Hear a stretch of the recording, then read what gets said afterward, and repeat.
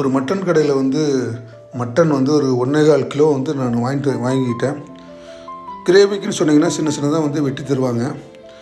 கடையில் வாங்கிட்டு வந்த மட்டனை நல்லா 2-3 டைம் தண்ணியில் நல்லா கழுவிக்கிட்டு, சின்ன வெங்காயம் ஒரு 25 சின்ன வெங்காயம், கழுவுன மட்டனு, இஞ்சி பூண்டு 4 தக்காளி, சின்ன வெங்காயம் இஞ்சி பூண்டு தக்காளி இதெல்லாம் கட் பண்ணி வச்சுங்க. இஞ்சி பூண்டு மட்டும் ஒரு மிக்ஸி ஜாரில் கொஞ்சம் தண்ணி ஊற்றி மூடி போட்டு நல்லா அரைச்சி ஒரு இஞ்சி பூண்டு பேஸ்ட் ரெடி பண்ணிக்கோங்க. மஞ்சள் தேவையான அளவு, கல் உப்பு, கொத்தமல்லி தூள் 3 ஸ்பூனு, மிளகாத்தூள் ஒரு 3 ஸ்பூனு, கரம் மசாலா 1 ஸ்பூனு.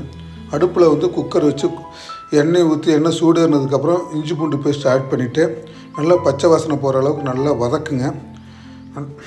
அதுக்கப்புறம் நம்ம கழுவி வச்ச மட்டன் ஆட் பண்ணிவிட்டு நல்லா ஒரு கூடவே மஞ்சள் தேவையான அளவு கல் உப்பு அதை ஆட் பண்ணிவிட்டு இந்த உப்பு மட்டனில் பிடிக்கிற அளவுக்கு ஒரு 10 நிமிஷம் நல்லா வதக்கி விடுங்க. அப்போ தான் அந்த மட்டன் நல்லா ருசி வரும். உப்பு பிடிச்சாதான்.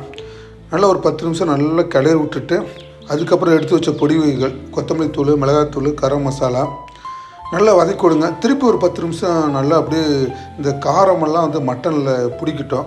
ஒரு 10 நிமிஷம் அப்படியே வெந்ததுக்கப்புறம் சின்ன வெங்காயம் சின்னதாக கட் பண்ண வேண்டியதில்லை, பொடியாக கட் பண்ண தக்காளி நல்லா வதக்கிட்டு இந்த கொத்தமல்லி, கருவேப்பிலை, புதினா தழை ஒரு கைப்பிடி அளவு கொஞ்சம் கொஞ்சமாக அதையும் எடுத்து நல்லா கிளறி விட்டுட்டு உங்களுக்கு கிரேவிக்கு தேவையான அளவு தண்ணி ஊற்றிக்கிங்க. நான் ஒரு சொம்பு தண்ணி ஊற்றிட்டு உப்பு செக் பண்ணிவிட்டு குக்கர் மூடி போட்டு ஒரு 6லேருந்து 7 சவுண்டு விட்டு ஆஃப் பண்ணிடுங்க. இந்த மட்டன் கிரேவி சூப்பராக இருக்கும். சாப்பாட்டுக்கு செமையாக இருக்கும். கண்டிப்பாக உங்கள் வீட்டில் பண்ணி பாருங்கள்.